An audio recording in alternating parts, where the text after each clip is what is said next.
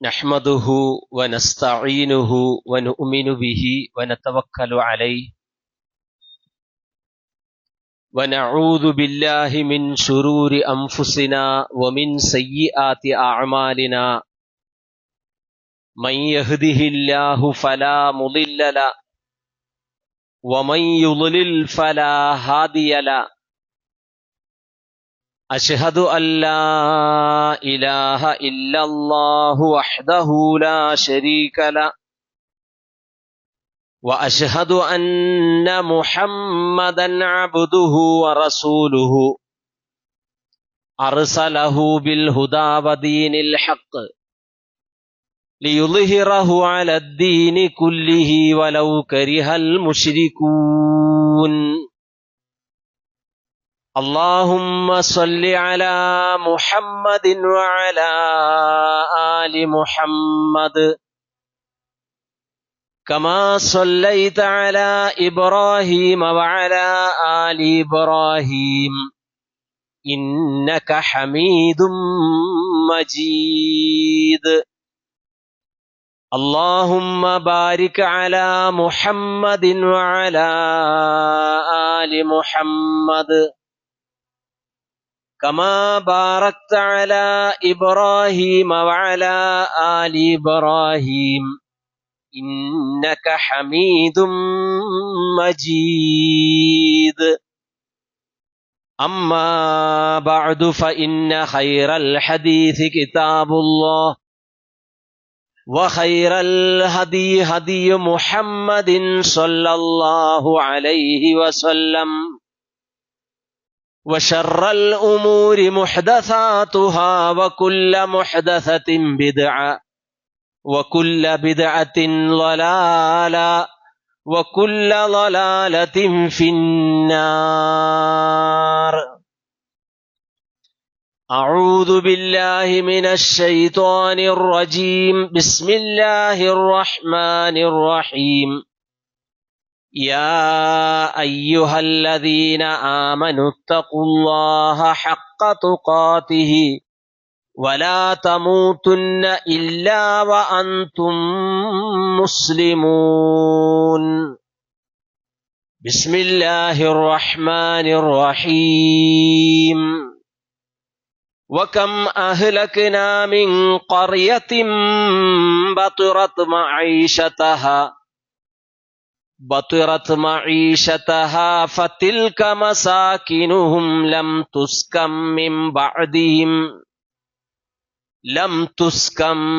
من بعدهم إلا قليلا وكنا نحن الوارثين. ബഹുമാനം നിറഞ്ഞ മുഅ്മിനീങ്ങളെ മുഅ്മിനാത്തുകളെ, പരമകാരുണികനായ അല്ലാഹുവിന്റെ വിധിവിലക്കുകൾ പരമാവധി ജീവിതത്തിൽ പകർത്തി തഖ്വയുള്ള മുസ്ലിമീങ്ങളായി, മുഅ്മിനീങ്ങളായി, മുത്തഖീങ്ങളായി ജീവിച്ച് പ്രവർത്തിച്ച് മരിച്ചു പോകാൻ പരിശ്രമിക്കുക. റബ്ബ് സുബ്ഹാനഹു വ തആല എനിക്കും നിങ്ങൾക്കും അതിന് തൗഫീഖ് നൽകുമാറാകട്ടെ. ആദ്യമായി ഞാൻ വസിയ്യത്ത് ചെയ്യുകയാണ്. വിശുദ്ധ ഖുർആനിലെ സൂറത്തുൽ ഖസസിലെ 58-ാമത്തെ ആയത്ത്, വകം അഹ്ലക്നാ മിൻ ഖർയത്തിൻ ബതുറത് മഈശതഹാ, ഉപജീവനത്തിന്റെ കാര്യത്തിൽ, ഉപജീവന മാർഗത്തിന്റെ കാര്യത്തിൽ അഹങ്കാരം നടിച്ച എത്രയോ പ്രദേശത്തുകാരെയാണ്, ഗ്രാമവാസികളെയാണ്, നാട്ടുകാരെയാണ്, രാജ്യക്കാരെയാണ് നാം നശിപ്പിച്ചു കളഞ്ഞിട്ടുള്ളത്. ഫതിൽക മസാകിനുഹും, എന്നിട്ട് അവരുടെ ആ ഭവനങ്ങളുണ്ടല്ലോ, അതിൽ ലം തുസ്കം മിൻ ബഅദിഹിം ഇല്ലാ ഖലീലാ, ആ നാശത്തിന് ശേഷം അവർ വസിച്ചിരുന്ന ആ ഭവനങ്ങളിൽ വളരെ കുറച്ച് പ്രദേശത്ത് മാത്രമേ പിന്നെ ആൾതാമസം ഉണ്ടായിട്ടുള്ളൂ. ബാക്കി സ്ഥലങ്ങളിൽ ഒന്നും ആൾതാമസം ഉണ്ടായില്ല. പിന്നെ അതൊക്കെ കാലിയായി ഒഴിഞ്ഞു കിടക്കുകയാണ്. വകുന്നാ നഹ്നുൽ വാരിസീൻ. മാത്രമല്ല, അവർ ഒഴിച്ചുവിട്ടുപോയ നശിപ്പിക്കപ്പെട്ട ആ ഭവനങ്ങൾ പിന്നീട് അതിന്റെ അനന്തരാവകാശിയായി, അതിന് അനന്തരമെടുക്കുന്നവനായി നാം മാത്രമേ ഉണ്ടായിരുന്നുള്ളൂ.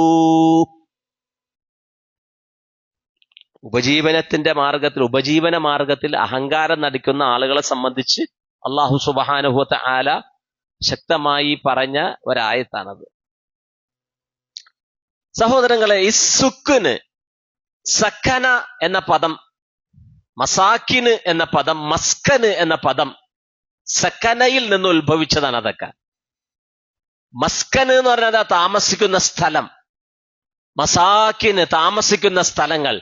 അതിനുള്ളിൽ ഒരു അർത്ഥവും കൂടി ഉണ്ട്. അതെന്താണ്? ശാന്തത, സമാധാനം. അപ്പൊ സക്കന എന്ന് പറഞ്ഞാൽ സമാധാനമടഞ്ഞു എന്നാണ്, ശാന്തിയായി എന്നാണ്. മസ്കൻ എന്ന് പറഞ്ഞാലോ സമാധാനമടയുന്ന സ്ഥലം, ശാന്തി നൽകുന്ന സ്ഥലം. വിശുദ്ധ ഖുർആൻ ബൈത്തിനെ അഥവാ നമ്മുടെ ഭവനങ്ങളെ, വീടുകളെ മസ്കനിനോടാണ് ഉപമിച്ചത്. എന്താ കാരണം?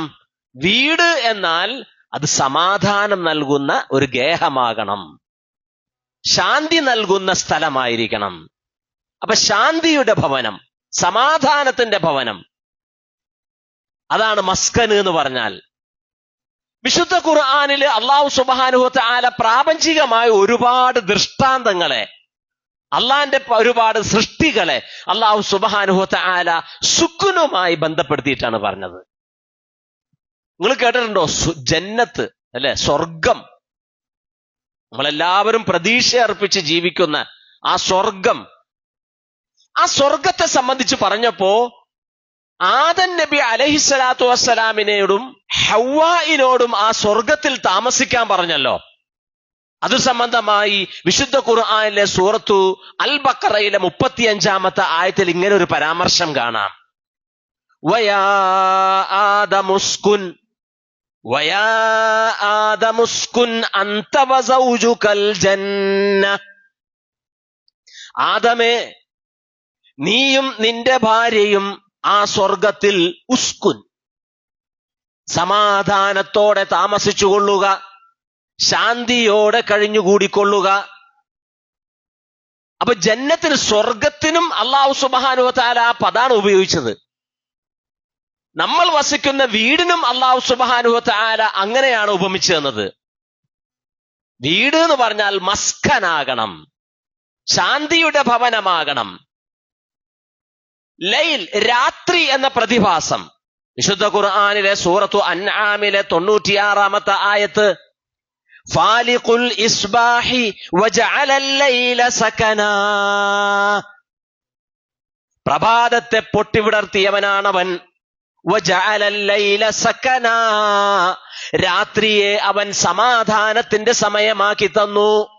രാത്രി സക്കനാണ്, സമാധാനമാണ്, ശാന്തിയാണ്. അതേ വാക്കാണ് അല്ലാഹു സുബ്ഹാനഹു വ തആല മസ്കൻ, വീടിന് ഉപമിച്ചത്. ഇനി നോക്കൂ, ദമ്പതികൾ, ഭാര്യാഭർത്താക്കന്മാർ, വിവാഹത്തിന്റെ ഉദ്ദേശത്തെ സംബന്ധിച്ച്, ദമ്പതികളുടെ പ്രവർത്തനെ സംബന്ധിച്ച്, ദാമ്പത്യ ജീവിതത്തെ സംബന്ധിച്ച് അല്ലാഹു സുബ്ഹാനഹു വ തആല പറഞ്ഞപ്പോ നമുക്ക് പറഞ്ഞു തന്നത്, വമിൻ ആയാതിഹി അൻ ഖലഖ ലക്കും മിൻ അൻഫുസികും അസ്വാജ ലിതസ്കുനൂ ഇലൈഹാ. അല്ലാഹുവിന്റെ ദൃഷ്ടാന്തങ്ങളിൽ പെട്ടതാണ് നിങ്ങൾക്ക് നിങ്ങളിൽ നിന്ന് തന്നെയുള്ള ഇണകളെ സൃഷ്ടിച്ചു തന്നു എന്നത്. മനുഷ്യജാതിയിൽപ്പെട്ട ഇണകളെ സൃഷ്ടിച്ചു തന്നു. ലിതസ്കുനൂ ഇലൈഹാ. എന്തിനാണ് ആ സംവിധാനം അല്ലാഹു വെച്ചത്? വിവാഹം എന്ന സംവിധാനം അല്ലാഹു വെച്ചത്, ദാമ്പത്യ ജീവിതം അല്ലാഹു ഏർപ്പെടുത്തി തന്നത് ലിതസ്കുനൂ ഇലൈഹാ, നിങ്ങൾക്ക് മാനസികവും ശാരീരികവുമായ സമാധാനം ഉണ്ടാകാൻ വേണ്ടിയിട്ടാണ്, ശാന്തി ഉണ്ടാകാൻ വേണ്ടിയിട്ടാണ്. ആ പദം തന്നെയാണ് അല്ലാഹു സുബ്ഹാനഹു വ തആല വീട്, നമ്മൾ വസിക്കുന്ന വീടുകൾക്കും വെച്ചത്. അപ്പൊ എന്ന് പറഞ്ഞാൽ അതിന്റെ അർത്ഥം എന്താ? വീട് എന്ന് പറഞ്ഞാൽ ഓഫീസ് പോലെയല്ല.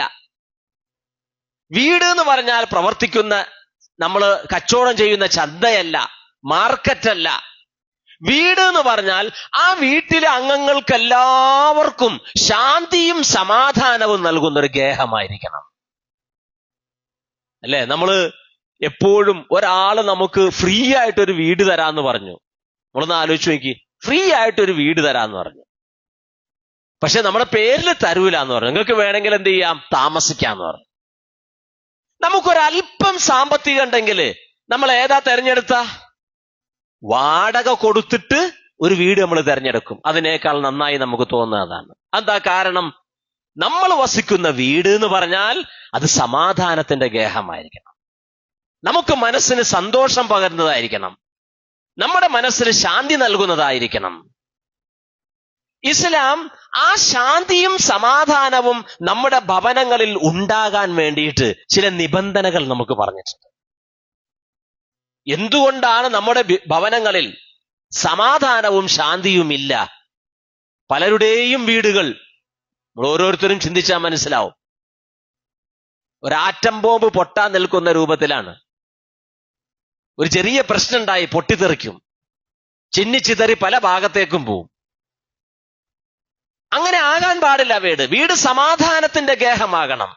നമ്മുടെ വീട്ടിലായിരിക്കണം എല്ലാ പ്രശ്നങ്ങളുടെയും പരിഹാരം. നമുക്കുണ്ടാവുന്ന എല്ലാ പ്രശ്നങ്ങളും, കുടുംബപരമായ എല്ലാ കാര്യങ്ങളും, വ്യക്തിപരമായ എല്ലാ കാര്യങ്ങളുടെയും സൊല്യൂഷൻ അത് നമ്മുടെ വീട്ടിൽ നിന്ന് കിട്ടണം, നമ്മുടെ ഭവനത്തിൽ നിന്ന് കിട്ടണം. അതുകൊണ്ടാണ് വിശുദ്ധ ഖുർആൻ അതിനെ മസ്കൻ എന്ന് പ്രയോഗിക്കാൻ കാരണം. അല്ലാഹു സുബ്ഹാനഹു വ തആല ആ ബറക്കത്ത് അഥവാ അനുഗ്രഹം, ആ ശാന്തിയും സമാധാനവും നമ്മുടെ വീട്ടിലുണ്ടാകാൻ വേണ്ടി ചില നിബന്ധനകൾ നമുക്ക് പറയുകയുണ്ടായി. അതിൽ ഒന്നാമത്തെ നിബന്ധന എന്ന് പറഞ്ഞാൽ നമ്മുടെ ഭവനങ്ങളിൽ, വീടുകളിൽ തഖ്വയുടെ അന്തരീക്ഷം നിലനിർത്തുക എന്നതാണ്. തഖ്വ, വീട്ടിൽ തഖ്വ ഉണ്ടായിരിക്കണം. എന്തിലെല്ലാം വേണം?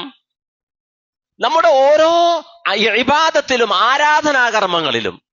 നമ്മൾ വീട്ടിൽ നമസ്കരിക്കാറുണ്ട്, സുന്നത്ത് നമസ്കരിക്കാറുണ്ട്, ഉദ്റുണ്ടെങ്കിൽ ഫർദ് നമസ്കരിക്കാറുണ്ട്, ജമാഅത്തായിട്ട് നമ്മൾ നമസ്കരിക്കാറുണ്ട് വീട്ടില്. ആ നമസ്കാരങ്ങളിലെല്ലാം എന്ത് വേണം? തഖ്വ നിലനിർത്തണം. അതുപോലെ അല്ലാഹു സുബ്ഹാനഹു വ തആല നിരോധിച്ച കാര്യങ്ങളെ നമ്മുടെ വീട്ടുകളിൽ നിന്ന് ഒഴിവാക്കാനും നമ്മൾ എന്ത് ചെയ്യണം? തഖ്വ പാലിക്കണം. മദ്യം നമ്മുടെ വീട്ടിലുണ്ടാവാൻ പാടില്ല. മദ്യം നമ്മുടെ വീട്ടിലേക്ക് കയറ്റരുത്. മയക്കുമരുന്ന് നമ്മൾ കയറ്റരുത്. സിഗരറ്റ്, പാൽ മസാലകളൊക്കെ ഒഴിവാക്കണം. ഒന്നും നമ്മുടെ വീട്ടിൽ പാടില്ല. എന്താ കാരണം? അത് മസ്കൻ, അത് ശാന്തിയാണ്, സമാധാനം. അവിടേക്ക് കയറി ചെന്നാൽ കൂളാണ്, എല്ലാ പ്രശ്നങ്ങൾക്കും പരിഹാരം.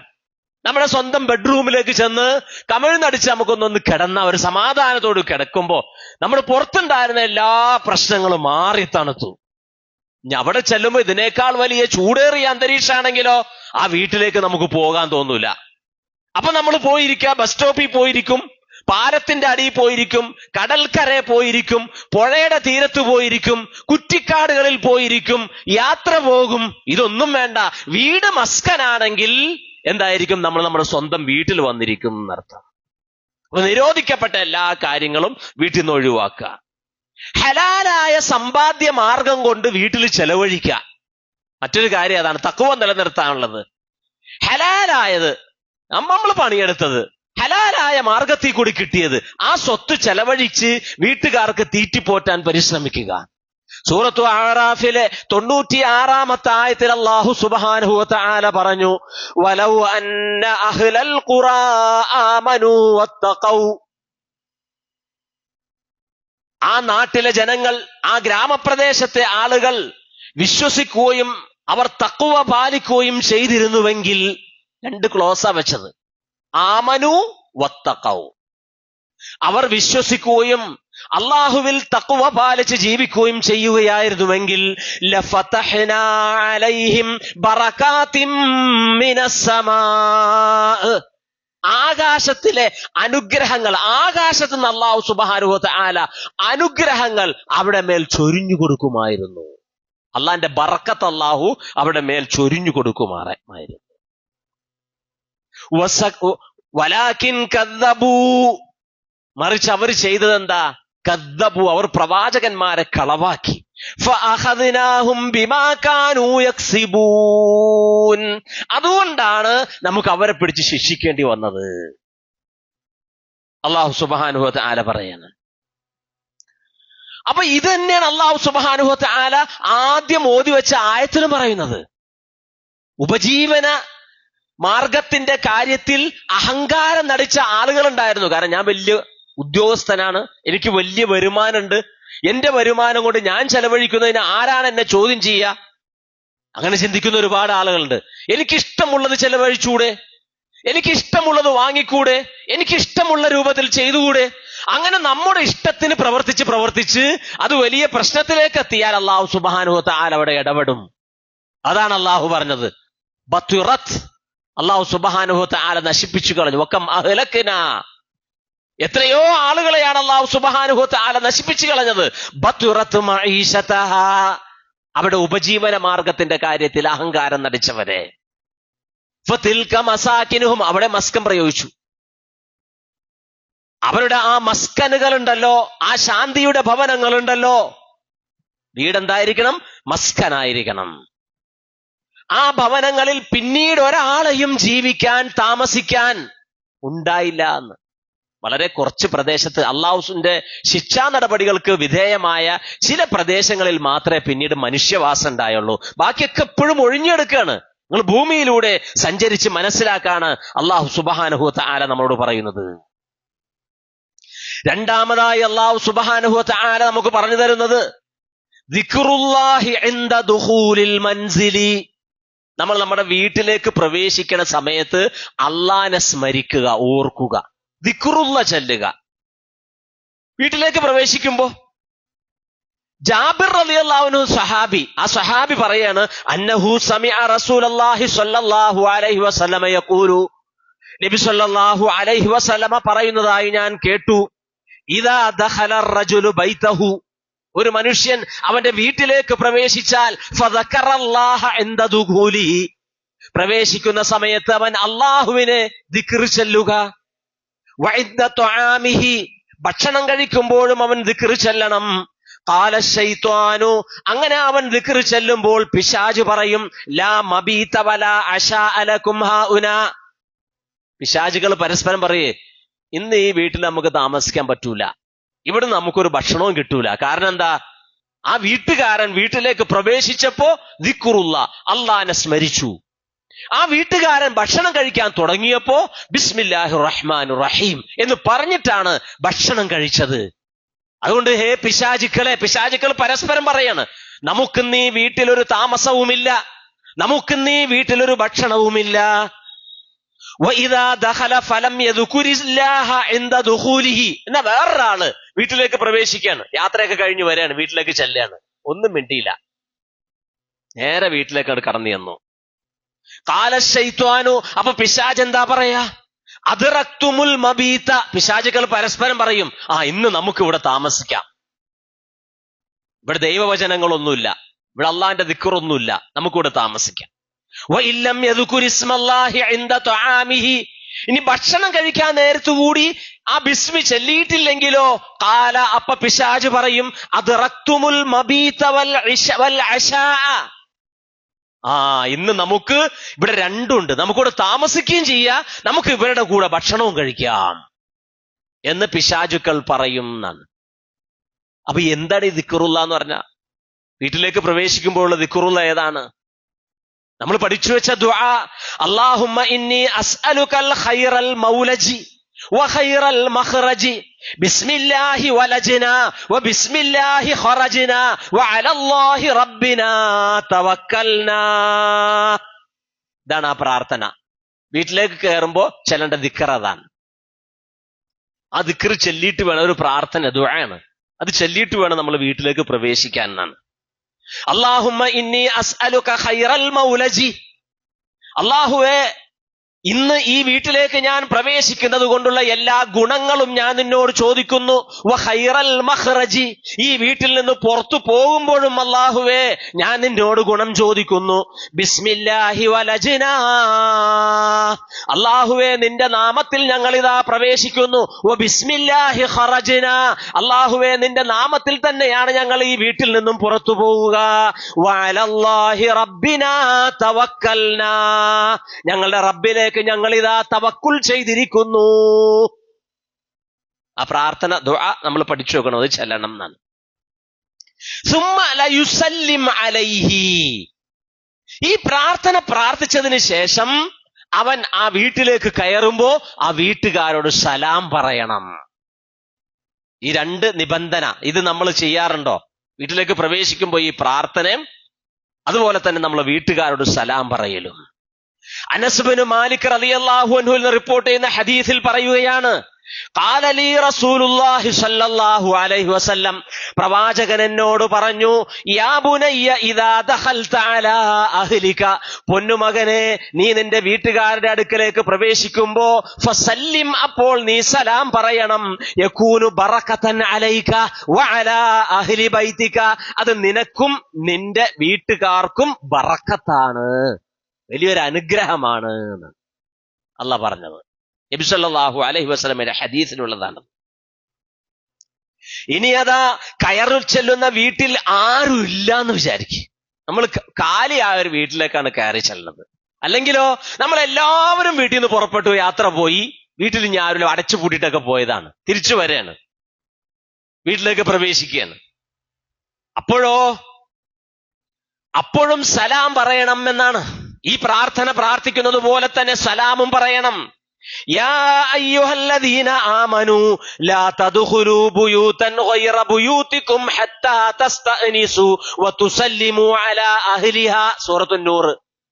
സത്യവിശ്വാസികളെ, നിങ്ങളുടെ വീടുകളിലേക്ക് പ്രവേശിക്കുമ്പോ നിങ്ങൾ എന്ത് ചെയ്യണം? സലാം പറയണം, അനുവാദം ചോദിക്കണം, പിന്നെ സലാം പറയണം. ഫൈദാ ദഖൽതും ബുയൂതൻ ഫസല്ലിമു അലാ അൻഫുസികും. സൂറത്തുൻ നൂറിൽ തന്നെ തൊട്ടടുത്ത ആയത്ത്. ഫൈദാ ദഖൽതും ബുയൂതൻ ഫസല്ലിമു അലാ അൻഫുസികും. നിങ്ങൾ നിങ്ങളുടെ വീടുകളിലേക്ക് പ്രവേശിക്കുകയാണെങ്കിൽ, അല്ലെങ്കിൽ ഒരു ഭവനത്തിലേക്ക് നിങ്ങൾ പ്രവേശിക്കുകയാണെങ്കിൽ നിങ്ങൾ സലാം പറയണം. ഫസല്ലിമു അലാ അൻഫുസികും എന്ന് പറഞ്ഞാൽ നിങ്ങളോട് തന്നെ സലാം പറയണം എന്നാ പറഞ്ഞത്. ആ ആയത്ത് വെച്ചിട്ടാണ് സർവ പണ്ഡിതന്മാരും പറഞ്ഞത്, വീട്ടിലേക്ക് നമ്മൾ പ്രവേശിക്കുമ്പോ ആളുണ്ടായാലും ഇല്ലെങ്കിലും നമ്മൾ സലാം പറയണം, അത് നിർബന്ധമാണ്. തഹിയ്യതൻ മിൻ ഇൻദില്ലാ മുബാറകതൻ ത്വയ്യിബാ, അല്ലാഹുവിൽ നിന്നുള്ള ഒരു അഭിവാദ്യമാണത്, അനുഗ്രഹീതമാണ് ഈ സലാം പറയൽ. ത്വയ്യിബതൻ, ശ്രേഷ്ഠകരമായ ഒന്നാണ് സലാം പറയൽ. അത് നിങ്ങൾ അർപ്പിച്ചിട്ട് ആ സലാം പറഞ്ഞിട്ടേ വീട്ടിലേക്ക് പ്രവേശിക്കാൻ പാടുള്ളൂ. ബന്ധു മനസ്സിലായി? വീട്ടിൽ ആളുണ്ടായാലും ഇല്ലെങ്കിലും നമ്മൾ സലാം പറയണം. ഈ ആയത്തിന്റെ വിശദീകരണത്തിൽ ഇമാം ഖുർത്തുബി റഹ്മഹുല്ലാ പറയുകയാണ്, ഇന്ന ഹാദാ ആമുൻ ഫീ ദുഖൂലി കുല്ലി ബൈത്തിൻ. സലാം പറയാന്ന് പറഞ്ഞാൽ എല്ലാ വീട്ടിലേക്കുമുള്ള ആമായ ഒരു വിധിയാണ്. ഫഇൻ കാന ഫീഹി സാകിനും മുസ്ലിമുൻ, നിങ്ങൾ കയറുന്ന വീട്ടിലേക്ക് മുസ്ലിമായ ഒരു താമസക്കാരനാണ് ഉള്ളതെങ്കിൽ യഖൂലു, അപ്പോൾ അവൻ പറയണം, അസ്സലാമു അലൈക്കും വറഹ്മത്തുള്ളാഹി വബറകാതുഹു. അങ്ങനെ തന്നെ പറയണം. അസ്സലാമു അലൈക്കും എന്ന് മാത്രം പറഞ്ഞാൽ പോരാന്നാണ്. കാരണം വറഹ്മത്തുള്ളാഹി വബറകാതുഹു, രണ്ട് പ്രാർത്ഥന വീണ്ടും വരെയാണ്. വറഹ്മത്തുള്ളാഹി, അള്ളാന്റെ റഹ്മത്തും നിങ്ങൾക്കുണ്ടാകട്ടെ, വബറകാതുഹു, അള്ളാഹുവിന്റെ ബറക്കത്തും നിങ്ങൾക്കുണ്ടാകട്ടെ. വഇല്ലം യകുൻ ഫീഹി യഖൂലു, ഇനി നിങ്ങൾ കയറി ചെല്ലുന്ന വീട്ടിൽ ആളില്ലാത്ത വീടാണെങ്കിൽ അപ്പൊ എങ്ങനെയാണ് സലാം പറയേണ്ടത്? അസ്സലാമു അലൈനാ വഅലാ ഇബാദില്ലാഹി സ്വാലിഹീൻ, അങ്ങനെയാണ് സലാം പറയേണ്ടത്. ഞാൻ അസ്സലാമു അലൈക്കും തന്നെ പറഞ്ഞാലും പ്രശ്നമൊന്നുമില്ല. ഇവിടെ പണ്ഡിതന്മാരെ സലഫു സാലിഹീങ്ങളുടെ ഒരു വാക്കാണത്. അസ്സലാമു അലൈനാ, ഞങ്ങളുടെ മേൽ അല്ലാഹുവിന്റെ സമാധാനം ഉണ്ടായിരിക്കട്ടെ, വഅലാ ഇബാദില്ലാഹി സ്വാലിഹീൻ, സ്വാലിഹീങ്ങളായ അല്ലാഹുവിന്റെ അടിമകളുടെ മേലും സമാധാനം ഉണ്ടാകട്ടെ. അങ്ങനെ പ്രാർത്ഥിക്കണം എന്നാണ് വീട്ടിൽ ആളില്ലെങ്കിൽ. വഇൻ കാന ഫിൽ ബൈതി മൻ ലൈസ ബിമുസ്ലിമിൻ, ഇനി നിങ്ങൾ കയറി ചെല്ലുന്ന സ്ഥലത്ത് മുസ്ലിമായ ആളല്ല ഉള്ളത്, മുസ്ലിമായ ആളില്ല, പിന്നെ വേറെ ഏതോ ഒരു മതക്കാരനാണ്. ഖാല, അപ്പ നിങ്ങൾ പറയേണ്ടത് അസ്സലാമു അലാ മൻ ഇത്തബഅൽ ഹുദാ ഔ അസ്സലാമു അലൈനാ വഅലാ ഇബാദില്ലാഹി സ്വാലിഹീൻ. രണ്ടിലെ ഏതെങ്കിലും ഒന്ന് പറയാന്നാണ്. ഒന്നില്ലെങ്കിൽ പറയാ അസ്സലാമു അലാ മൻ ഇത്തബഅൽ ഹുദാ, അല്ലെങ്കിലോ അസ്സലാമു അലൈനാ വഅലാ ഇബാദില്ലാഹിസ് സ്വാലിഹീൻ അങ്ങനെ പറയണം. ഇമാം ബുഖാരി റഹ്മഹുല്ല അദബുൽ മുഫ്രദിൽ രേഖപ്പെടുത്തിയ ഒരു ഹദീസിൽ കാണാം, ഇബ്നു ഉമർ റളിയല്ലാഹു അൻഹു നിന്ന് റിപ്പോർട്ട് ചെയ്യുകയാണ്, അദ്ദേഹം പറയുകയാണ്, ഇദാ ദഖൽതൽ ബൈത, നീ ഒരു വീട്ടിലേക്ക് പ്രവേശിച്ചാൽ, ഗൈറൽ മസ്കൂനി, അവിടെ താമസക്കാരൊന്നുമില്ല എന്ന് വിചാരിക്കുക, ഫൽയഖുൽ, അപ്പോൾ നീ പറയേണ്ടത് അസ്സലാമു അലൈനാ വഅലാ ഇബാദില്ലാഹിസ് സ്വാലിഹീൻ എന്ന് പറഞ്ഞിട്ട് വേണം ആ വീട്ടിലേക്ക് പ്രവേശിക്കാൻ.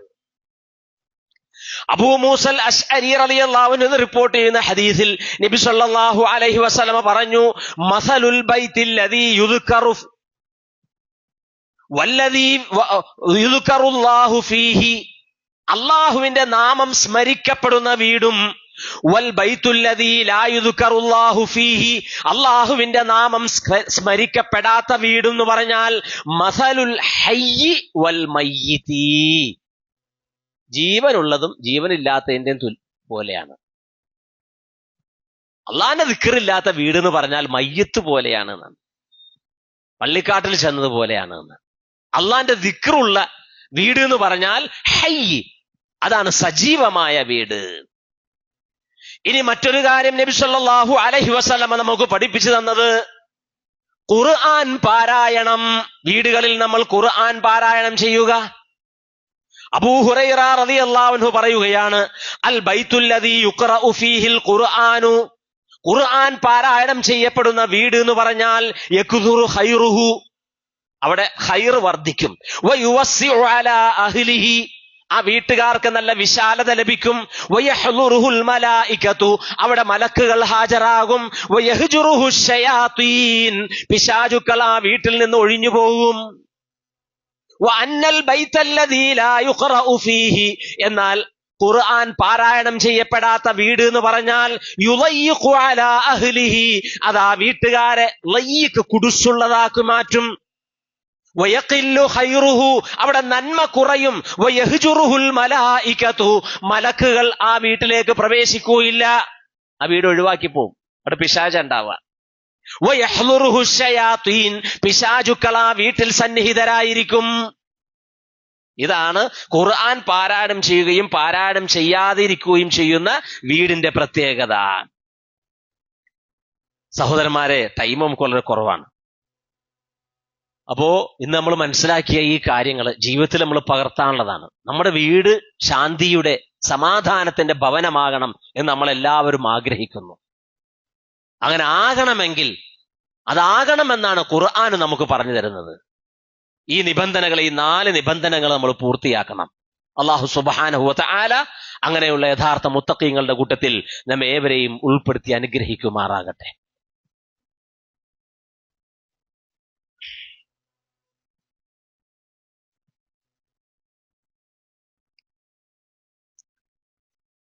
അൽഹംദുലില്ലാഹ്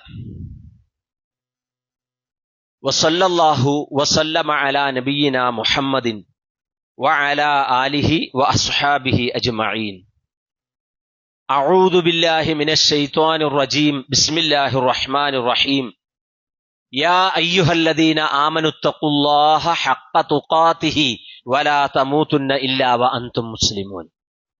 സഹോദരന്മാരെ, സഹോദരിമാരെ, അള്ളാഹുവിന്റെ വിധിവിലക്കുകൾ പരമാവധി ജീവിതത്തിൽ പകർത്തി തഖ്വയുള്ള മുസ്ലിമീങ്ങളായി, മുഅ്മിനീങ്ങളായി, മുത്തഖീങ്ങളായി ജീവിച്ച് പ്രവർത്തിച്ച് മരിച്ചു പോകാൻ പരിശ്രമിക്കുക. റബ്ബ് സുബ്ഹാനഹു വ തആല നമുക്കെല്ലാവർക്കും അതിന് തൗഫീഖ് നൽകുമാറാകട്ടെ. നബി സല്ലല്ലാഹു അലൈഹി വസല്ലമയുടെ സഹാബാക്കളുടെ കൂട്ടത്തിൽ ഉസൈദ് ബിൻ ഹുലൈർ റളിയല്ലാഹു അൻഹു ഒരു മഹാനായ സ്വഹാബി ഉണ്ടായിരുന്നു. അദ്ദേഹത്തിന്റെ വീട്ടില് എന്നും സൂറത്തുൽ ബഖറ, കാരണം സൂറത്തുൽ ബഖറയും ആലു ഇമ്രാനും ആണ് വീട്ടിൽ പാരായണം ചെയ്യാൻ പറഞ്ഞത്. അതിൽ സൂറത്തുൽ ബഖറക്കാണ് ഏറ്റവും പ്രാധാന്യം. ബഖറയെ കുറിച്ച് പറഞ്ഞ ഒരുപാട് ഹദീസുകൾ നമുക്ക് കാണാൻ സാധിക്കും. അൽ ബഖറ സൂറത്ത് വീട്ടിൽ പാരായണം ചെയ്യുന്നുണ്ടോ, സന്ധ്യക്ക് നമ്മൾ പാരായണം ചെയ്യുന്നുണ്ടോ, ആ വീട്ടിലേക്ക് പിശാച് പ്രവേശിക്കൂല എന്നാണ്. സന്ധ്യ എന്നല്ല, ഏത് സമയത്തും നമ്മൾ പാരായണം ചെയ്യേണ്ട സൂറത്ത് സൂറത്തുൽ ബഖറയാണ്. അങ്ങനെ ഉസൈർ ഇബ്നു ഹുലൈർ റളിയല്ലാഹു അൻഹു അദ്ദേഹം സൂറത്തുൽ ബഖറ പാരായണം ചെയ്തുകൊണ്ടിരിക്കുകയാണ്. അപ്പോ ഇത് ജാലത്തിൽ ഫുറുസു, അദ്ദേഹത്തിന്റെ മകനുണ്ട് തൊട്ടടുത്ത്, ചെറിയ കുട്ടിയാണ്.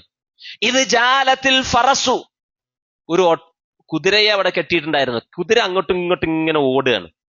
ഫസക്കത്ത, അപ്പൊ അദ്ദേഹം ഖുർആൻ പാരായണം നിർത്തി. എന്താണ് കുതിര അങ്ങനെ പായണെന്ന് വിചാരിച്ചിട്ട് പാരായണം നിർത്തി. ഫസക്കനത്, അപ്പോ എന്തായി, കുതിരയും ആ പാച്ചിലും നിർത്തി.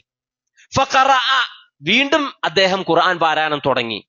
ബഖറ ഓതാണ്. ഫജാലത്ത്, വീണ്ടും കുതിര എന്ത് ഇങ്ങനെ പായാണ്.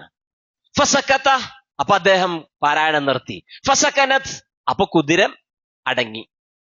ഫഖറഅ, വീണ്ടും അദ്ദേഹം പാരായണം ചെയ്തു. ഫജാലത്തിൽ ഫറസു, വീണ്ടും കുതിര ഇങ്ങനെ അങ്ങോട്ടും ഇങ്ങോട്ടും ഇങ്ങനെ പായാണ്. ഫൻസറഫ, അപ്പൊ അദ്ദേഹം ഖുർആൻ അടച്ചു വെച്ച്, എന്താണെന്ന് അറിയില്ല, അങ്ങനെ മാറിപ്പോയി. കാല, അങ്ങനെ അദ്ദേഹം പറയാണ്, ഫറഫഅതു റഅസി ഇലസ്സമാഇ, ഞാൻ ആകാശത്തേക്ക് എന്റെ തല ഉയർത്തി നോക്കി. ഫഇദാ മിസ്ലൽ ളുല്ലതി, അപ്പൊ എന്താ, ഒരു കാർമേഘം. അംസാലുൽ മസാബീഹി, ആ കാർമേഘത്തിന്റെ ഉള്ളില് കുറെ വിളക്കുകളുണ്ട്. അങ്ങനെ അതിങ്ങനെ എന്റെ അടുക്കലേക്ക് അടുത്തു വരുന്നു. പിന്നെ അതാ ഞാൻ ഓത്ത് നിർത്തിയതോടി അറജത്ത് ഹത്താ മാ അറാഹ, ഞാൻ കാണാൻ പറ്റാത്ത രൂപത്തിലേക്ക് അത് നീങ്ങിപ്പോയി എന്നാണ്. ഫലമ്മാ അസ്ബഹ, പ്രഭാതമായപ്പോ ഹദ്ദസ്തു നബിയ സല്ലല്ലാഹു അലൈഹി വസല്ലം, പ്രവാചകനോട് ഞാനിത് പറഞ്ഞു. ഖാലാപ്പ നബി സല്ലല്ലാഹു അലൈഹി വസല്ലമ പറഞ്ഞു, തിൽക്കൽ മലായിക, അത് മലക്കുകളാണ്. ധനത്തിന് സൗത്തിക്ക, നിന്റെ ഖുർആൻ പാരായണം കേട്ടിട്ട് അടുത്തു വന്നതാണ്. വലൗ ഖറഅത അസ്ബഹത് യൻളുറുന്നാസു ഇലൈഹ, നീ അത് ഫുള്ളായിട്ട് അവിടെ ഇരുന്ന് പാരായണം ചെയ്യുകയായിരുന്നുവെങ്കിൽ ആളുകൾക്കെല്ലാവർക്കും കാണുന്ന രൂപത്തിൽ അത് അടുത്തേക്ക് വരുമായിരുന്നു എന്ന് നബി സല്ലല്ലാഹു അലൈഹി വസല്ലം പറഞ്ഞ ഹദീസ് ഇമാം ബുഖാരിയും മുസ്ലിമും ഒക്കെ റിപ്പോർട്ട് ചെയ്ത വളരെ സ്വഹീഹായ ഹദീസാണ് സഹോദരന്മാരെ. അത്രത്തോളം ഫളായിലാണ്, ശ്രേഷ്ഠതയാണ് ഈ വിശുദ്ധ ഖുർആൻ പാരായണം, പ്രത്യേകിച്ച് സൂറത്തുൽ ബഖറ വീട്ടിൽ പാരായണം ചെയ്യുന്നതിനുള്ളത്. അബൂ ഉമാമത്തുൽ ബാഹിലി റളിയല്ലാഹു അൻഹു എന്ന് റിപ്പോർട്ട് ചെയ്യുന്ന ഒരു ഹദീസ്, ഖാല റസൂലുള്ളാഹി സ്വല്ലല്ലാഹു അലൈഹി വസല്ലം, നബി സ്വല്ലല്ലാഹു അലൈഹി വസല്ലം പറഞ്ഞു, ഇഖ്റഉൽ ഖുർആന ഫഇന്നഹു യഅതി യൗമൽ ഖിയാമത്തി ശഫീഅൻ ലിസാഹിബിഹി, നിങ്ങൾ ഖുർആൻ പാരായണം വീട്ടിലിരുന്ന് ചെല്ല്, തീർച്ചയായും ആ ഖുർആൻ പാരായണം നാളെ നമുക്ക് ഷഫീ ആയിട്ട്, ശുപാർശകനായി പരലോകത്ത് വരും. ഇഖ്റഉസ് സഹ്റാവൈനി, അപ്രശോഭിതമായ 2 സൂറത്തുകൾ നിങ്ങൾ പാരായണം ചെയ്യുക. അൽ ബഖറത്തു ആലു ഇംറാൻ, അത് രണ്ടുമാണ് നിങ്ങൾ പാരായണം ചെയ്യേണ്ടത്. ഫഇന്നഹുമാ യഅതിയാനി യൗമൽ ഖിയാമ, കാരണം അത് രണ്ടും പരലോകത്ത് നിങ്ങളുടെ അടുക്കലേക്ക് വരിക. കഅന്നഹുമാ ഖയായതാനി, ഒരു നിഴൽക്കൂട്ടം നിങ്ങളുടെ അടുക്കലേക്ക് വരുന്നതായിട്ട് നിങ്ങൾക്ക് തോന്നും. മഹ്ശറയിലെ ഒരു നിഴല് നിങ്ങൾക്ക് വന്നിട്ട് തരുന്നതായിട്ട്. ഔക അന്നഹുമാ ഗമാമതാനി, അല്ലെങ്കിൽ 2 കാർമേഘങ്ങളുടെ കൂട്ടം നിങ്ങൾക്ക് വന്ന് നിഴലിട്ട് തരുന്നതായി നിങ്ങൾക്ക് തോന്നും. ഔക അന്നഹുമാ ഫിർഖാനി മിൻ ത്വയ്രിൻ സവാഫ, അല്ലെങ്കിൽ ഒരു കൂട്ടം പക്ഷി, 2 കൂട്ടം പക്ഷികൾ നിങ്ങളുടെ അടുക്കലേക്ക് അടുത്തു വരുന്നു. ആ പക്ഷികൾ നിങ്ങൾക്ക് വേണ്ടി നാളെ പരലോകത്ത് അള്ളാഹുവിനോട് വാദിക്കുന്നു. ഇഖ്റഉ സൂറത്തുൽ ബഖറ ഫഇന്ന അഖദഹാ ബറകത്തുൻ, സൂറത്തുൽ ബഖറ നിങ്ങൾ പാരായണം ചെയ്യുകയാണെങ്കിൽ അത് നിങ്ങൾക്ക് ബറക്കത്തായിരിക്കും. വതറകഹാ ഹസറത്തുൻ, അത് നിങ്ങൾ ഉപേക്ഷിക്കുകയാണെങ്കിൽ നിങ്ങൾക്കത് ഖേദമായിരിക്കും. വലാ തസ്തതിഉഹൽ ബതലതു, ഖുർആൻ പാരായണം ചെയ്യുന്ന, സൂറത്തുൽ ബഖറ പാരായണം ചെയ്യുന്ന സ്ഥലത്തേക്ക് പിശാച് വരികയേയില്ല. ഇമാം മുസ്ലിം റിപ്പോർട്ട് ചെയ്ത ഹദീസാണ്. സഹോദരന്മാരെ, കുറച്ചുകൂടി കാര്യങ്ങളൊക്കെ പറയാനുണ്ട്. ഇൻഷാ അല്ലാഹ് നമുക്ക് ഇനി ഒരു അവസരം കിട്ടുമ്പോൾ പറയാം. ഏതായാലും നമ്മുടെ ഭവനങ്ങൾ ശാന്തിയുടെ, സമാധാനത്തിന്റെ ഭവനങ്ങളായിരിക്കാൻ നമ്മൾ ദുആഇരിക്കുക, നമ്മൾ പ്രാർത്ഥിക്കുക. അല്ലാഹു സുബ്ഹാനഹു വ തആല നമ്മുടെ ഭവനങ്ങളെ സമാധാനത്തിന്റെ ഭവനങ്ങളാക്കി മാറ്റുമാറാകട്ടെ. 1-2 കാര്യങ്ങൾ സൂചിപ്പിക്കാനുള്ളത്, ഇന്നത്തെ പള്ളിയിൽ നടത്തുന്ന കളക്ഷൻ റിലീഫ് പ്രവർത്തനത്തിലുള്ളതാണ്. റിലീഫ് പ്രവർത്തനം നിങ്ങൾ മനസ്സിലാക്കിയതുപോലെ തന്നെ കിടപ്പ് രോഗികളെ ശുശ്രൂഷിക്കാനുള്ളതാണ്. അവർക്ക് വേണ്ട കട്ടിലും മറ്റുമൊക്കെ വാങ്ങുന്നുണ്ട്. അപ്പോ അതൊക്കെ സ്പോൺസർ ചെയ്യാൻ ആഗ്രഹമുണ്ടെങ്കിൽ കമ്മിറ്റിക്കാരുമായിട്ട് ബന്ധപ്പെട്ട അതും നിങ്ങൾക്ക് ചെയ്യാവുന്നതാണ്. ആ കാര്യം ഓർമ്മപ്പെടുത്തുകയാണ്. അല്ലാഹു സുബ്ഹാനഹു വ തആല അതിനുവേണ്ടി സഹായിക്കുന്ന എല്ലാ ആളുകൾക്കും അർഹമായ പ്രതിഫലം നൽകുമാറാകട്ടെ. മറ്റൊന്ന്, ഒരു കിഡ്നി പേഷ്യന്റിന് വേണ്ടി ഒരു സ്ത്രീയാണ് ദുആരക്കാൻ പറഞ്ഞു. അല്ലാഹു സുബ്ഹാനഹു വ തആല അവർക്ക് ശിഫ കൊടുക്കുമാറാകട്ടെ. അവർക്ക് അല്ലാഹു സുബ്ഹാനഹു വ തആല എത്രയും പെട്ടെന്ന് ശിഫ കൊടുത്ത്, കിഡ്നി പേഷ്യന്റ് അല്ല, ക്യാൻസർ രോഗി എന്ന് പറഞ്ഞത്. അപ്പോ അല്ലാഹു അവരുടെ അസുഖം ശിഫയാക്കി കൊടുക്കുമാറാകട്ടെ. ആരോഗ്യവതിയായി തിരിച്ചു വരാൻ, തഖ്വയോടുകൂടി ജീവിക്കാൻ അല്ലാഹു സുബ്ഹാനഹു വ തആല അവർക്ക് തൗഫീഖ് നൽകുമാറാകട്ടെ. പിന്നെ നമ്മുടെ പ്രൊഫഷണൽ മീറ്റിംഗ് ISM-ന്റെ കീഴിൽ കോഴിക്കോട് വെച്ച് നടത്തുന്നുണ്ട്. ഈ വരുന്ന 12-ാം തീയതി ഞായറാഴ്ചയാണ് നടക്കുന്നത്. അപ്പൊ അതുകൊണ്ട് എല്ലാവരും അതിനെ സംബന്ധിച്ച് ബോധവാന്മാരാകുക. അതിന്റെ നോട്ടീസൊക്കെ ഇവിടെ വിതരണം ചെയ്യും. അതിലുണ്ട് അതിന്റെ വിശദ വിവരങ്ങളൊക്കെ, നിങ്ങളൊന്ന് നോട്ട് ചെയ്യുക. അല്ലാഹു സുബ്ഹാനഹു വ തആല എല്ലാ നല്ല കാര്യങ്ങളിലും സഹകരിച്ച് മുന്നേറാൻ നമുക്ക് തൗഫീഖ് നൽകുമാറാകട്ടെ. റഹ്മാനായ നാഥ, ഫലസ്തീനിലെ ജനങ്ങൾ വളരെ പ്രയാസപ്പെട്ട് കഴിയാണ് റഹ്മാനെ. അവരുടെ പ്രയാസങ്ങളെ നീ നീക്കിക്കൊടുക്കണേ റഹ്മാനെ. അവർക്ക് നീ അവരുടെ വീടുകളിൽ ആ ശാന്തിയുടെ ഭവനങ്ങളിൽ അവർക്ക് വീണ്ടും താമസിക്കാൻ നീ സൗഭാഗ്യം നൽകണേ റഹ്മാനെ. അവരുടെ നാട്ടിൽ അവർക്ക് നിർഭയത്വത്തോടു കൂടി ജീവിക്കാൻ നീ തൗഫീഖ് നൽകണേ റഹ്മാനെ.